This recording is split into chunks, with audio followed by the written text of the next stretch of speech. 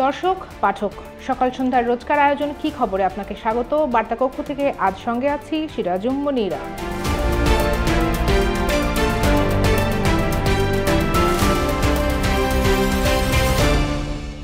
দর্শক আপনারা জানেন ঢাকা দিল্লি উত্তেজনার পারদ চড়ছে। সামাজিক যোগাযোগ মাধ্যমে তো বটেই, বাস্তবেও লাগছে এই আগুনের আঁচ। দেশের কয়েকটি স্থানে ভারতীয় পতাকা পদদলনের পর আক্রান্ত হয়েছে ভারতে অবস্থিত বাংলাদেশের সহকারী হাইকমিশন। সেখানে পোড়ানো হয়েছে বাংলাদেশের পতাকাও। দুই দেশের মধ্যকার সম্পর্কের সুতো যখন টান টান অবস্থায়, ঠিক তখনই নির্ধারিত দিনের শুনানি হয়নি বাংলাদেশ সনাতনী জাগরণ জোটের মুখপাত্র চিন্ময় কৃষ্ণ দাস ব্রহ্মচারীর জামিন আবেদনের। কারণ তার পক্ষে ছিলেন না কোনো আইনজীবী। এক সপ্তাহ আগে চিন্ময়কে কারাগারে পাঠানোর দিন সংঘর্ষে এক আইনজীবী নিহতের ঘটনার প্রেক্ষাপটে সকাল থেকেই চট্টগ্রামের আদালত পাড়ায় ছিল কড়া নিরাপত্তা। তবে চিন্ময়কে কারাগার থেকে আদালতে তোলাও হয়নি। তার পক্ষে আইনজীবী না থাকায় শুনানি ছাড়াই বিচারক পরবর্তী শুনানির জন্য আগামী 2 জানুয়ারি দিন ঠিক করে দেন। ফলে আরও 1 মাস প্রায় কারাগারেই থাকতে হবে চিন্ময়কে। চিন্ময় কৃষ্ণ দাসকে গ্রেপ্তার, চট্টগ্রামে আইনজীবী হত্যা, বাংলাদেশ ভারত কূটনৈতিক সম্পর্কে এই ঘটনার প্রভাব, এই সব কিছু নিয়ে আলোচনা করব আজকের কি খবরে। সেজন্য যুক্ত করব Sakal Sandhya news and current affairs editor Monirul ইসলামকে। মনিরুল ইসলাম, আপনাকে স্বাগত। আপনাকেও স্বাগত। মনিরুল, আপনার কাছে যাবার আগে আমি একটু যাব চট্টগ্রামের সহকর্মী আসিফ সিদ্দিকীর কাছে। তার কাছ থেকে জানবো চট্টগ্রামের আদালতে আজ কি ঘটেছিল সেই সম্পর্কে। আজকে আসলে চট্টগ্রাম আদালত প্রাঙ্গণে নিরাপত্তা ব্যবস্থা খুব চোখে পড়ার মতো ছিল। আপনার প্রধান সড়ক থেকে আসলে কড়াকড়ি দেখা গেছে সকাল থেকেই। সকাল 11টায় জামিন শুনানির জন্য নির্ধারিত ছিল আজকে চিন্ময় কৃষ্ণ দাসের যে মামলা, রাষ্ট্রদ্রোহের মামলা, সেটা আসলে আজকে শুনানির জন্য নির্ধারিত ছিল। তো সেই নির্ধারিত দিনের আইনজীবী এবং সাধারণ দর্শনার্থীদের প্রবেশাধিকার খুব কড়াকড়ি আরোপ করা হয়েছে। আমরা সকালে দেখেছি যে সেনাবাহিনী, র্যাব, বিজিবি এবং পুলিশের একটি দল আসলে নিরাপত্তার তল্লাশি চালিয়েছে। একদম প্রত্যেককে তল্লাশির মধ্য দিয়ে আসলে ভিতরে প্রবেশ করতে হয়েছে। আপনি জানেন যে আজকে চিন্ময় কৃষ্ণ দাসের যে রাষ্ট্রদ্রোহের মামলা, সেটার শুনানি আজকে নির্ধারিত ছিল সকাল 11টায়।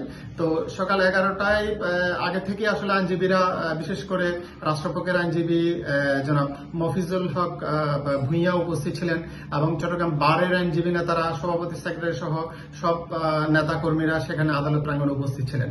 বিচারক যখন এজলাসে বসেন তখন আমরা দেখলাম যে আদালতের যে এজলাসের বাইরে যে একদম কানায় কানায় পূর্ণ হয়ে গেছে আর কি। তো আসলে শেষ পর্যন্ত আমরা দেখেছি যে আসামি পক্ষের আইনজীবী কোনো উপস্থিত ছিলেন না। আজকে আসলে চিন্ময় কৃষ্ণ দাসকে কারাগার থেকেও আসলে আদালতে আনা হয়নি। তো সুতরাং আসামি পক্ষের যে আইনজীবী, তাদের অনুপস্থিতি ছাড়াই আদালত রাষ্ট্রপক্ষের বক্তব্য শুনে রাষ্ট্রপক্ষের পক্ষ থেকে বলা হয় যে আসামি পক্ষের আইনজীবীরা অনুপস্থিত আছেন, সেজন্য তারা সময় প্রার্থনা করেন। বিশেষ করে আইনজীবী ছাড়া তো আসলে, আসামি পক্ষের আইনজীবী ছাড়া তো আসলে শুনানির কোনো সুযোগ নেই। সেটার যুক্তি তুলে ধরে রাষ্ট্রপক্ষের যে পিপি ছিলেন মফিজুল হক ভূঁইয়া, উনি আদালতকে বিষয়টি জানান এবং তিনি সময় প্রার্থনা করেন। সে প্রার্থনার প্রেক্ষিতে 2 জানুয়ারি নতুন করে শুনানির জন্য দিন নির্ধার্য করেন মহানগর দায়রা জজের যে বিচারক। আজকে চিন্ময় কৃষ্ণ দাসের যে মামলা, তার আইনজীবী সুভাষিস শর্মা উপস্থিত ছিলেন না।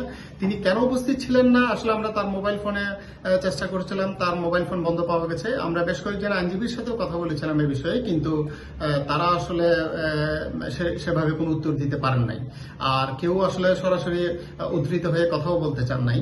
তো আমরা পরে আসলে ইসকনের যিনি একজন নেতা ছিলেন এবং সনাতন জাগরণ যে জোটে আছে, সে তার যে একজন মুখপাত্র ছিলেন গৌরাঙ্গ কৃষ্ণ দাস, তার সাথে আমরা কথা বলতে পেরেছি। তিনি আমাদেরকে যেটা জানিয়েছেন যে 2টি কারণের কথা বলেছেন। একটা হচ্ছে আদালত ঘিরে এক ধরনের শঙ্কা বিরাজ করছে, সেই কারণে তারা আসলে আদালতে দাঁড়ানোর সাহস পান নাই। দ্বিতীয় কারণটি হচ্ছে যে চিন্ময় কৃষ্ণ দাসের যে আইনজীবীরা ছিলেন, আইনজীবী, সহকারী আইনজীবী বা তার অনুসারী, অন্তত 70 জনের হত্যা মামলায় আসামি করা হয়েছে।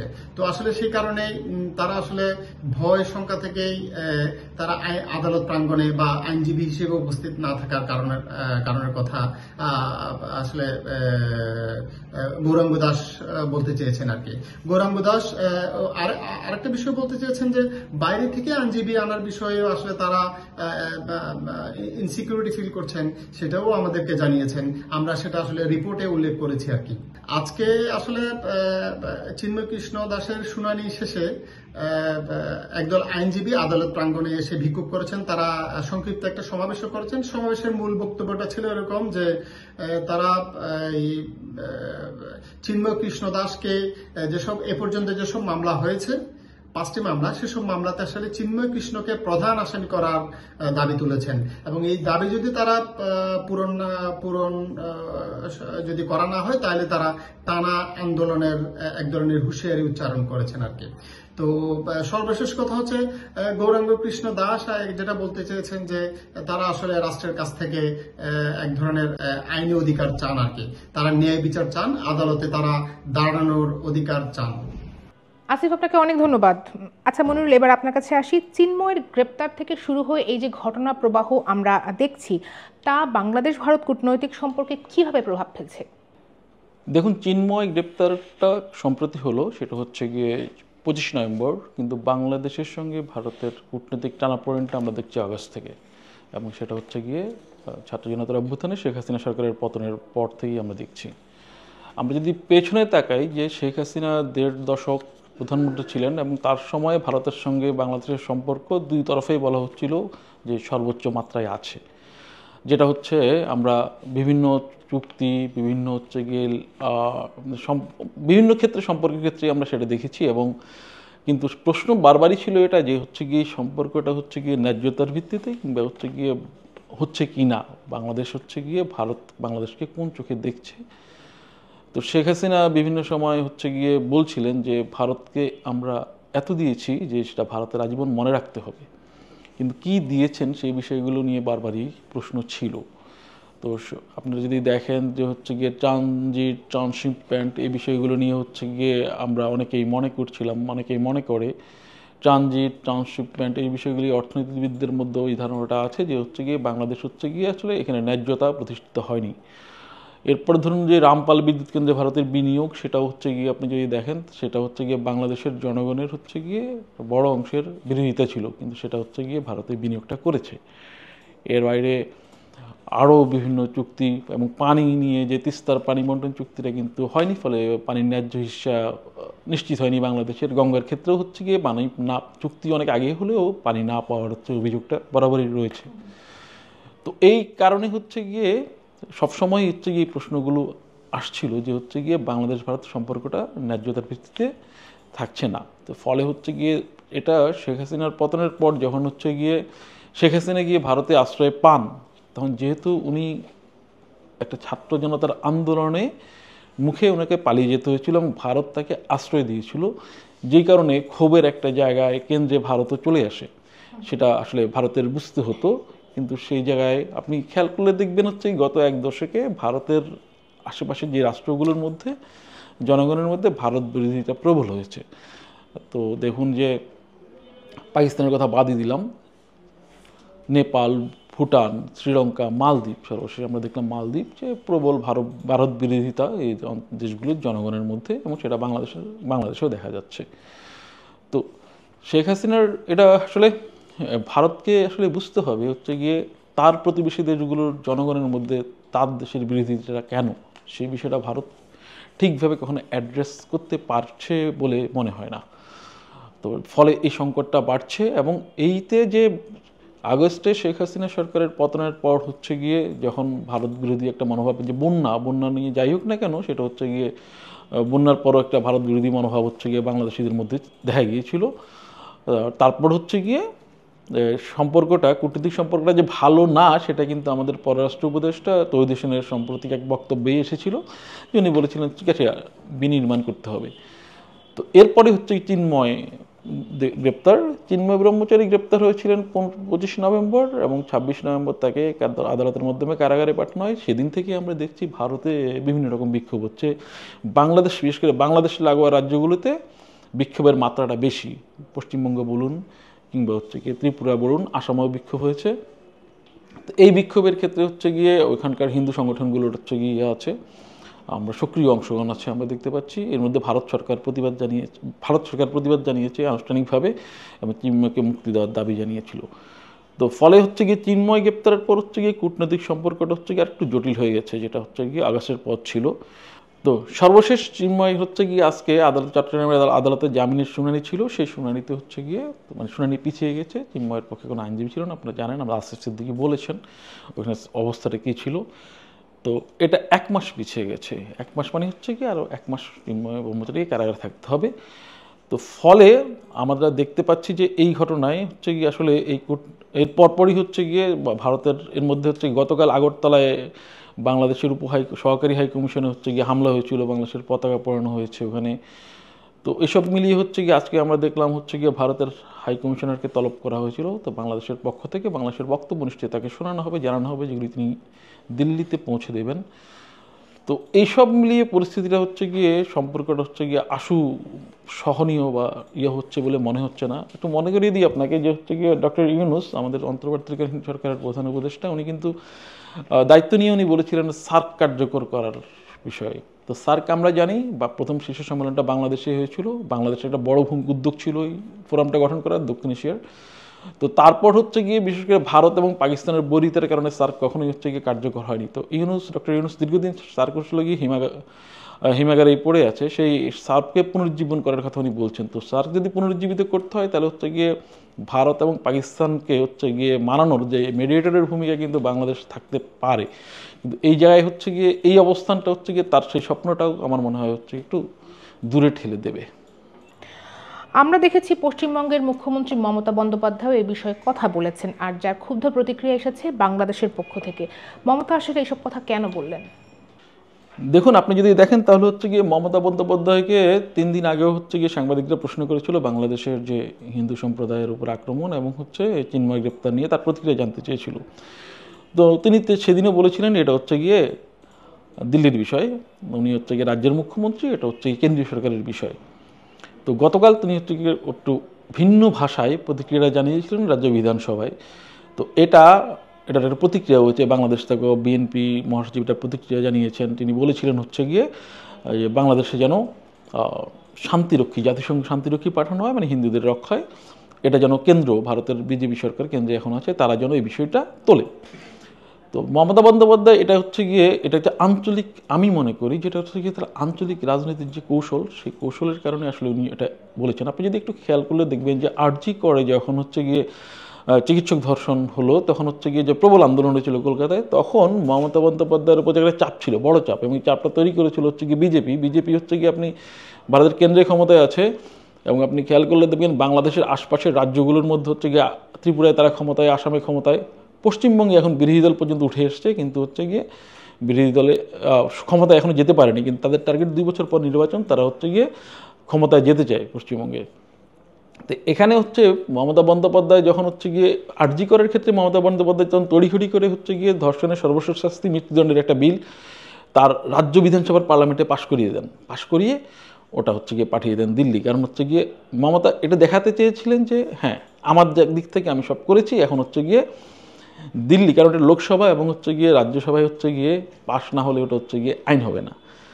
তো ফলে হচ্ছে গিয়ে বিজেপি এটা নিয়ে আর বেশি দিন নাড়াচাড়া করতে পারেনি, কারণ হচ্ছে গিয়ে তখন হচ্ছে গিয়ে এটা বিজেপির হাতে চলে গেছে, কারণ লোকসভায় রাজ্যসভায় বিজেপি সংখ্যাগরিষ্ঠ, ওই বিল পাশ করতে হলে বিজেপির লাগবে। তো মমতা বন্দ্যোপাধ্যায় ওটা এড়াতে পেরেছেন। তো এই ক্ষেত্রেও মমতা বন্দ্যোপাধ্যায় আসলে বলটা বিজেপির কোর্টে ঠেলে দিয়েছেন, যে হচ্ছে গিয়ে মানে নিজে এক কাঠি বাড়িয়ে বলে ফেলেছেন যে বিজেপি এখন করুক। তাহলে সে মমতা বন্দ্যোপাধ্যায় আঞ্চলিক রাজনীতিতে বলতে পারবেন যে হচ্ছে গিয়ে আমি তো বলেছি বিজেপি, তো কেন্দ্রে তো বিজেপি ক্ষমতায়, বিজেপি করছে না। কারণ আপনি খেয়াল করলে দেখবেন পশ্চিমবঙ্গে কিন্তু হচ্ছে বিক্ষোভের নেতৃত্ব দিচ্ছে বিজেপির নেতারা। বিরোধী দলের নেতা শুভেন্দু অধিকারী বলছেন বাংলাদেশ সীমান্ত অবরোধ করতে হবে, উনি বিধানসভার সদস্যদের নিয়ে বিক্ষোভ করেছেন। তো মমতা এখানে একটা কৌশলী অবস্থান নিয়েছেন বলে আমার ধারণা। তবে যাই হোক না কেন, তিনি যেটা বলেছেন সেটা হচ্ছে গিয়ে বাংলাদেশের জন্য হচ্ছে গিয়ে এটা ক্ষতিকর, যেটা তিনি বলেছেন, যেটা রিয়াকশন সেটা দিয়েছে বাংলাদেশ সরকার, দিয়েছে বাংলাদেশের রাজনৈতিক দলগুলো। দুই দেশের সম্পর্ক যদি এরকম চলতে থাকে তাহলে তার সাধারণ মানুষের উপর কী প্রভাব ফেলবে বলে আপনি মনে করছেন?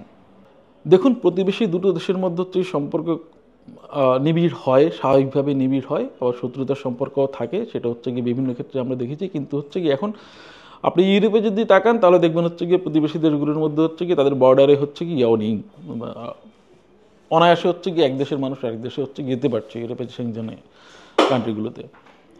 আমরা সার্ক কিন্তু করার পর কিন্তু সেই বিষয়ে মানে এক দেশ থেকে আরেক দেশে যাওয়ার বা সহজ রাস্তাটা আসলে আমরা করতে পারিনি এখন পর্যন্ত, কারণ আমাদের পরস্পরের প্রতি হচ্ছে গিয়ে অনাস্থা, অবিশ্বাস সব কিছু মিলিয়ে। তো এখন যে ভারতের সঙ্গে বাংলাদেশের সম্পর্কে যে টানাপোড়েন, তার টানাপোড়েনের প্রভাব কিন্তু আমরা দু দেশের মানুষ কিন্তু ভুগছে। কারণ আপনি দেখেন হচ্ছে গিয়ে বাংলাদেশের অনেকেই হচ্ছে গিয়ে চিকিৎসার জন্য ভারত যান, তারা যেতে পারছেন না, বা অনেক কারণেই অনেকে ভারত যান, তাদের যাওয়াটা হচ্ছে বিঘ্নিত হচ্ছে। কারণ ভারত চিকিৎসার জন্য ভিসা দিচ্ছে, কিন্তু সেটাও তো লিমিটেড, পর্যটক ভিসা একদমই বন্ধ করে রয়েছে অগস্ট ধরে। তো ফলে যোগাযোগের এই জায়গাগুলো হচ্ছে গিয়ে কমে যাচ্ছে।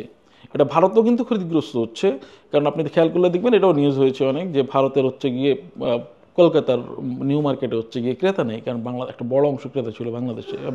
ইন্ডিয়ার মেডিকেল ট্যুরিজমের একটা বড় অংশ হচ্ছে গিয়ে রেভিনিউ জেনারেট করতে হচ্ছে গিয়ে বাংলাদেশিরা, সেই জায়গায় কিন্তু ভারতে ক্ষতিগ্রস্ত হচ্ছে। তো এইভাবে চলতে থাকলে আসলে দুই দেশের জনগণই ক্ষতিগ্রস্ত হবে।